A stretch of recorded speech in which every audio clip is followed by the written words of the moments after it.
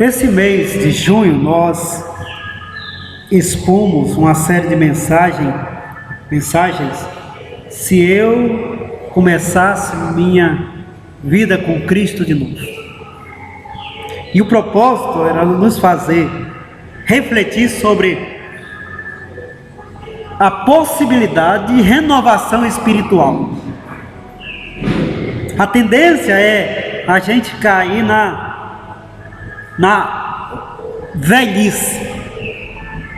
A gente vai se caducando nas coisas.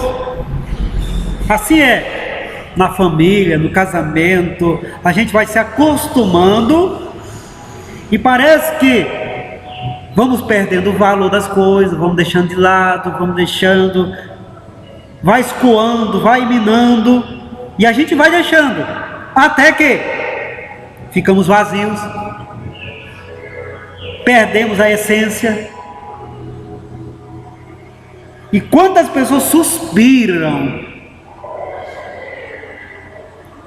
por nova vida, tendo nova vida, suspiram por Jesus, tendo Jesus, suspira em ser cristão, sendo cristão.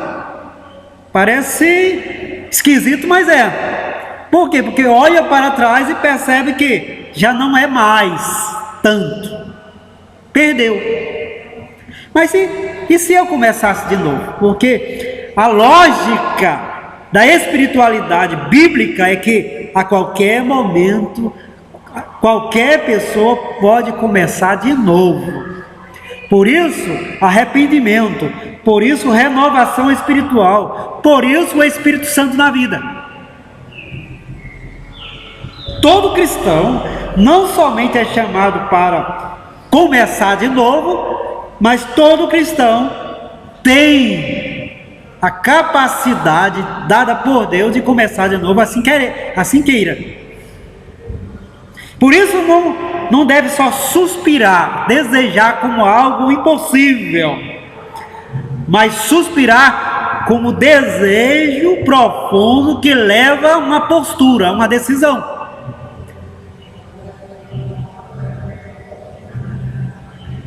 Se eu começasse a minha vida de novo, a partir dessa série, eu disse que primeiro a minha vida seria mais centralizada em Cristo. Se cristianismo é Jesus, então centralizaria mais nele. Ele seria modelo para mim, tudo para mim. Decisivo seria Jesus. Segundo, se eu começasse de novo, entenderia que não é meu poder, a minha força, a minha decisão que faz o propósito de Deus, mas é o poder do Espírito Santo que cumpre o propósito de Deus na nossa vida. E às vezes até por caminhos que a gente nem percebe, Ele está nos dirigindo de tal forma que nos leva ao propósito de Deus. Sendo assim, eu confiaria mais no poder e viveria mais no poder do Espírito Santo para que o propósito de Deus se cumprisse na minha vida. Terceiro, foi a última mensagem do último domingo. Eu investiria mais na minha vida espiritual, porque ela não vai acontecer somente porque eu sou crente. Sou crente, pronto, aí a partir daí a vida espiritual vai desenvolver. Não. A espiritualidade, que é o mesmo que dizer santidade, comunhão com Deus, é uma prática de desenvolver a salvação em nós. Não acontece por acaso. Antigamente a gente diria que não é como batata que em todo canto, que plantando dá, mas hoje a coisa está tão difícil que nem batata dá em todo lugar, né? Eu sou da época em que, quando chovia, meus pais iam lá, colocavam as sementes de jerimum, não sei o que, e deixava. Ora, é só esperar a colheita grande, imenso. Hoje é preciso comprar adubos, tanta coisa, e olhe lá, sai aquelas coisinhas, né? sim, tendo o poder do Espírito Santo desenvolvendo em nós, tudo dá. Então, espiritualidade é justamente esse investimento que eu faço em viver a vontade de Deus, para que o poder do Espírito Santo esteja em mim de tal forma que tudo de Deus na minha vida, no meu coração, dê fruto. Plantou, deu fruto. Então eu teria que investir mais na espiritualidade. E hoje, a última mensagem: se eu começasse de novo a minha vida com Cristo, eu procuraria vivenciar o valor de ser igreja. E aí o texto bíblico, 1 Timóteo capítulo 3, 14 e 15, ele escrevendo para Timóteo diz: escrevo-te estas coisas, esperando ir ver-te em breve, para que, se eu tardar, fiques ciente de como se deve proceder na casa de Deus, que é a igreja do Deus vivo, coluna e baluarte da verdade.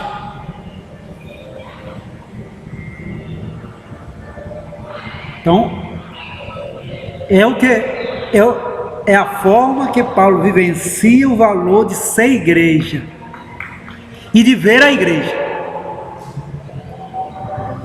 Ele está treinando Timóteo. Ele leva Timóteo à fé em Cristo Jesus e agora treina para ser líder. Planeja uma viagem de encontro com Timóteo, só que pode demorar e talvez nem chegue. Lembrando que Paulo é perseguido, em outros momentos está em prisão, e os planos dele para as viagens, ele sabe, pode ser só plano, pode morrer antes, pode ser preso antes, pode se tornar mártir da fé, pode haver mudança no caminho, o inverno pode chegar, então serão 4 meses sem trânsito pelo mar ou por terra. Tudo diz: estarei em breve com você, mas posso não chegar.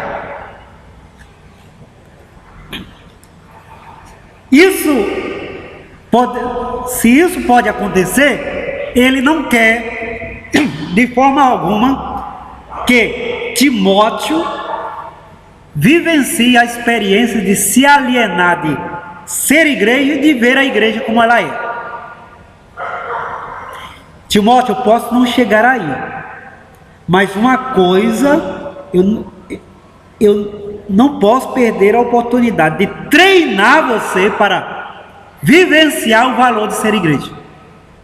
Porque ou com você aí treinando, falando a respeito, ou por carta, você não pode deixar de ver o que eu vejo, sentir o que eu sinto em relação à igreja. Ela é casa de Deus, igreja de Deus vivo, coluna e baluarte da verdade. Porque ela é isso, você tem que proceder de uma forma especial, porque ela é especial. Então, se eu começasse a minha nova vida de novo, eu vivenciaria o valor de ser igreja e de ver a igreja como Paulo. E conversaria com outras pessoas como Paulo conversou e investiu em Timóteo, para que também vejam e sejam igreja, como ele via e era. Por que isso é bom enfatizar? Porque existe muita coisa esquisita nos nossos dias. Para ter uma ideia, a legião dos desigrejados é enorme. Para todo lado a gente encontra gente que se afirma como crente, mas que não tem igreja. Não se adapta à igreja. Diz que não, igreja é coisa de homem, é estrutura. Dizem tanta coisa, mas se afirma como cristão, seguidor de Jesus e até como igreja. Com certeza não enxerga a igreja e nem é a igreja como Paulo enxergava e era. Ora, Jesus não escolheu um rebanho de ovelhas desgarradas. Jesus não morreu para que vivêssemos sem um corpo que funciona para a glória dele. Ora, então para que Jesus fundou a igreja e morreu pela igreja e escolheu 12 apóstolos para liderar sua igreja, e esses 12 apóstolos, a maioria, a não ser João, evangelista, morreram por amor à igreja e por fundar a igreja. Ora, para que tudo isso, se no final nós não precisaríamos estar numa igreja, se envolver com uma igreja, ser igreja com outra pessoa, se é somente para viver isolado, sozinho. Então, Jesus investiu em vão, colocou os apóstolos para uma tarefa em vão, e todos morreram sem necessidade alguma, se é para a gente viver sem ser um corpo ajustado para a glória de Deus como igreja. Mas por que as pessoas se declaram crentes, mas não querem viver como igreja? Os motivos: porque não conhece o valor da igreja e não vê a igreja como Paulo via. Mas tem algo mais crônico, é porque Paulo mesmo fala, e Judas também, que nos últimos dias aparecerão os pastores de si mesmo. E a gente encontra os desigrejados, são pessoas que aprenderam a ser pastores de si mesmo. Eu lembro que eu já falei para os irmãos aqui que conheci uma senhora que ela era da igreja presbiteriana, foi para uma cidade, então se envolveu com outra igreja, e nessa igreja, se você não está nela, você chegando em casa, você mesmo faz a sua ceia, você mesmo ora, você toma e... Então, voltando para a cidade, chegando na igreja, então começou a se perceber a ausência dela, né, nas santas ceias, né? E foram perguntar o que havia. Ela disse: não, eu tomo minha santa ceia todo mês. Pego um copo, coloco o vinho, pego um pão em casa, faço oração, como o pão, bebo o vinho, pronto, tomei minha ceia. Ou seja, se tornou uma desigrejada, pastora de si mesma, em que ela mesma institui o sacramento, a ceia, ela mesma toma, ela mesma faz a oração, ela mesma se perdoa, ela mesma se prega para si mesma, ela mesma se confessa, ela mesma faz tudo, e tem muita gente assim. E é mais crônico, porque são pessoas que são pastores de si mesmos e vivem justamente do egoísmo. É tão egoísta que não consegue nem comungar com outra pessoa. Não, a vida é minha e não aceito que ninguém coloque o dedo. Ponto final. Ora, o que é a comunhão cristã? Não é justamente isso? É vida aberta para o outro. Por isso, cada irmão pode exortar o outro no Senhor. Não é assim? A gente está em comunhão. Quantos de nós, nessa comunhão, chega, irmão, não está correto. O que é que diz a Bíblia? O que é que diz o Senhor? A gente tem que manter o testemunho. E o que é que diz as Escrituras? Eu escuto o meu irmão e foi coberto multidão de pecados. Diz Tiago. Escuto meu irmão e foi salvo mais um, foi perdoado mais um. Onde há disciplina, onde há justamente toda uma liderança para que as ovelhas do Senhor não caiam nas garras do lobo.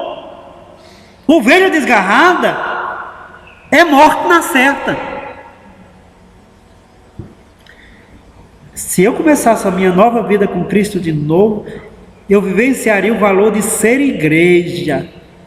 Porque Jesus não morreu em vão quando morreu pela igreja. Os apóstolos não morreram em vão e nem pregaram em vão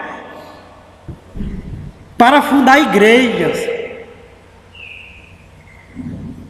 Não é inútil a palavra do Senhor quando investe poderosamente as cartas de Paulo. Em Apocalipse, 7 cartas para as igrejas. Ou seja,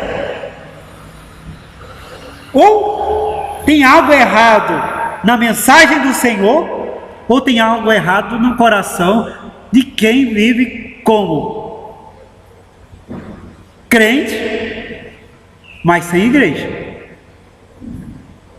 E é claro, a palavra do Senhor é verdade. E a igreja é chamada de coluna e baluarte da verdade. Se eu começasse a minha nova vida com Cristo de novo, teria um propósito no coração. Vivenciar o valor de ser igreja e ver a igreja como Paulo via, os apóstolos também, Jesus também. E mais, jamais seriam desigrejados.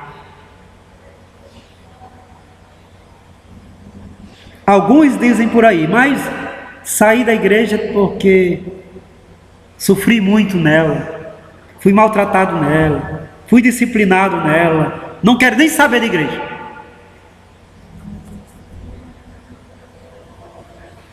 E fico imaginando a turma dos que, ai da igreja com eles, porque macularam comunhão, macularam a concórdia da igreja, investir em fofoca, tudo, tumultuaram o corpo de Cristo Jesus.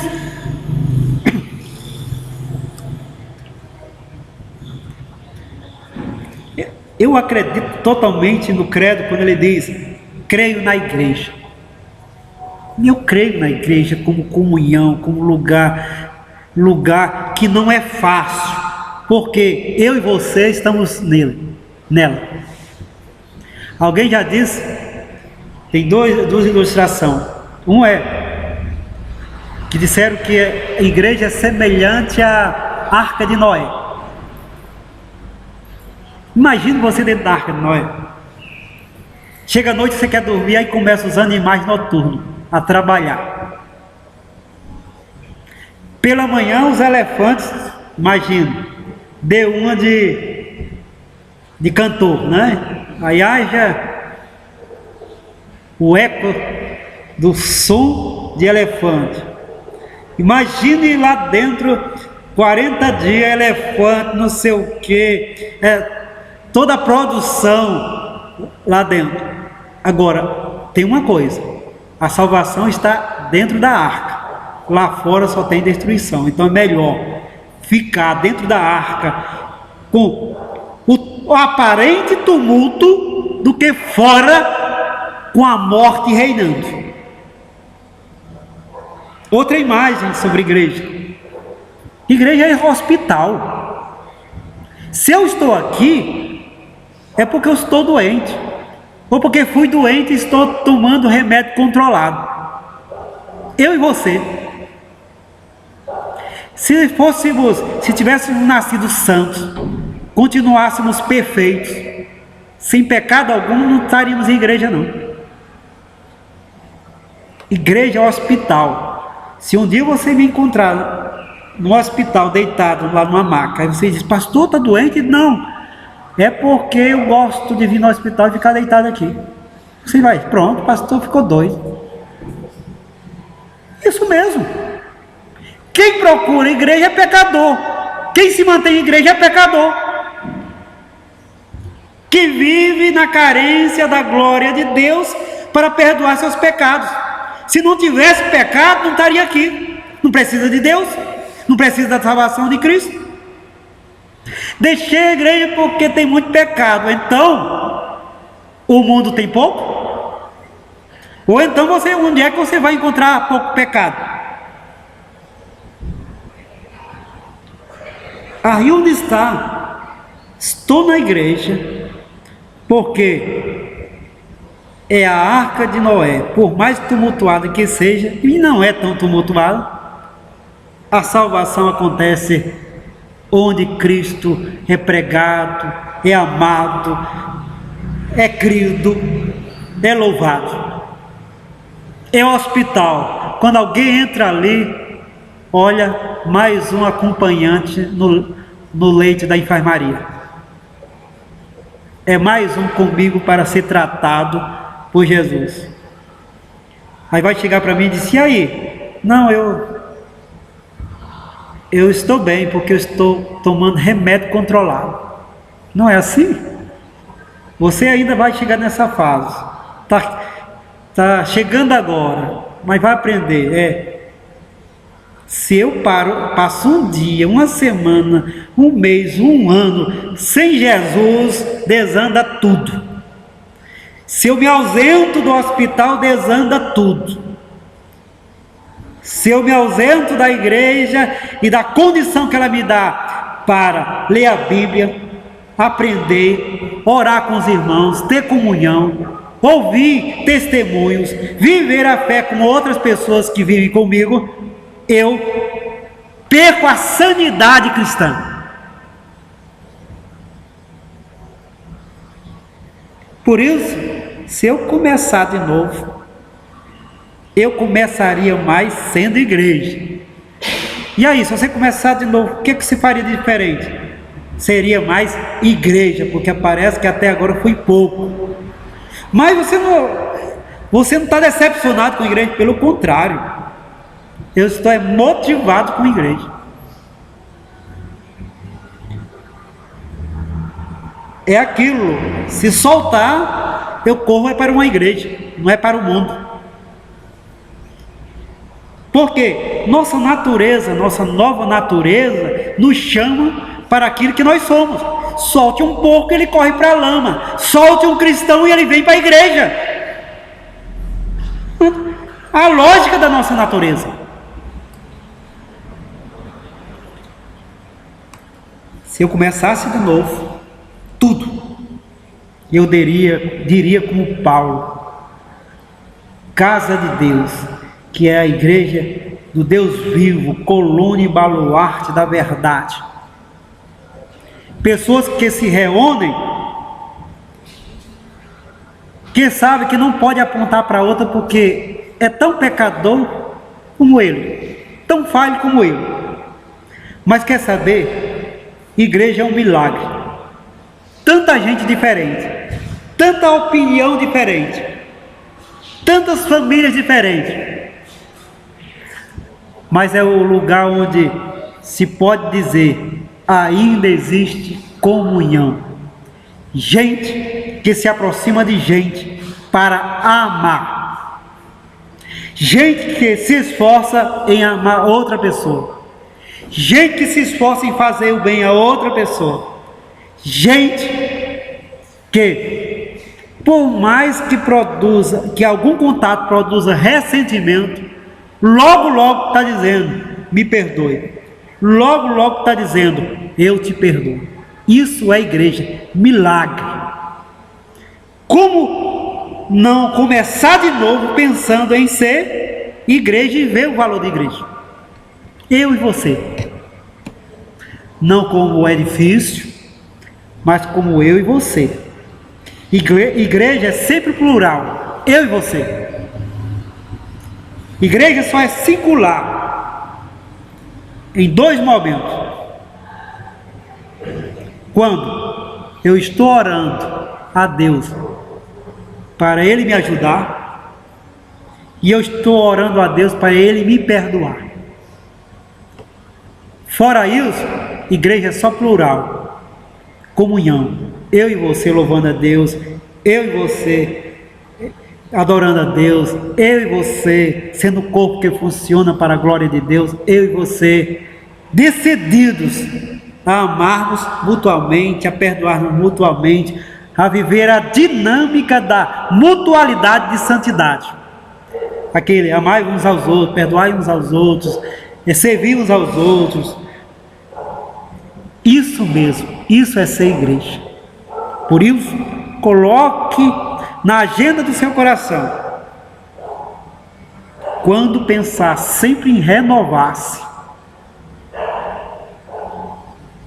se renove para vivenciar o valor de ser igreja e ver igreja como Jesus viu, Paulo viu, os apóstolos e como Deus vê. Igreja do Deus vivo, baluarte da verdade. E eu devo proceder com santidade, temor, reverência, amor, diante de tão grande realidade.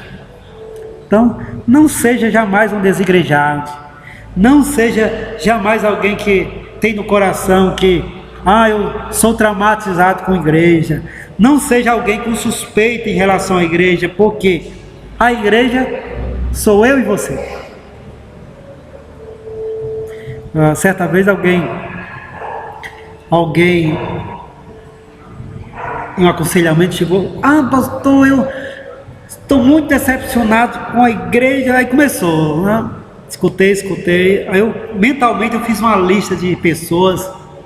Aí disse: irmão, o que fulano fez com você? Nada. E fulano? Nada. E ciclano? Nada. Aí eu andei numa lista assim, eu digo: irmão, eu já estou quase na metade dos irmãos da igreja, e essas pessoas não fizeram nada com você, e alguns você diz que ama até demais. E como você está dizendo que está decepcionado com a igreja? Se metade dos irmãos já foi, você diz que ama, que não tem nada contra. Então, se alguma coisa aconteceu e desgostou, se você foi disciplinado, se você foi repreendido, aí é outra coisa. Mas a igreja são pessoas, e metade você já disse o quê? Concorda, ama, gosta, não tem nada contra. Então você não tem nada contra a igreja. Então é melhor deixar de a murmuração e voltar à comunhão. E realmente ela fez isso. Então vamos orar e Deus nos abençoe com a decisão de ver e ter o valor da igreja que Paulo tinha. Vamos orar. Que tua graça maravilhosa nos assiste, Deus, com a decisão de ser e viver essa graça que é ser igreja, eu e o irmão, abençoado por ti, amado por ti, nós, ovelhas do teu rebanho, e o Senhor, nosso bom pastor, que dá a vida pelas ovelhas da tua igreja. Muito obrigado, Senhor Deus, por cada irmão e irmã que conosco servem ao Senhor como igreja. Igreja pessoas que nós amamos, igreja pessoas que nós valorizamos, igreja pessoas que nós exortamos porque não queremos o mal para ela, igreja pessoas que nós repreendemos porque não queremos vê-la no erro, igreja pessoas que o Senhor pode renovar e renovará com a decisão de serem mais e mais Igreja do Deus vivo, colônia e baluarte da verdade. Sim, em nome de Jesus. Amém.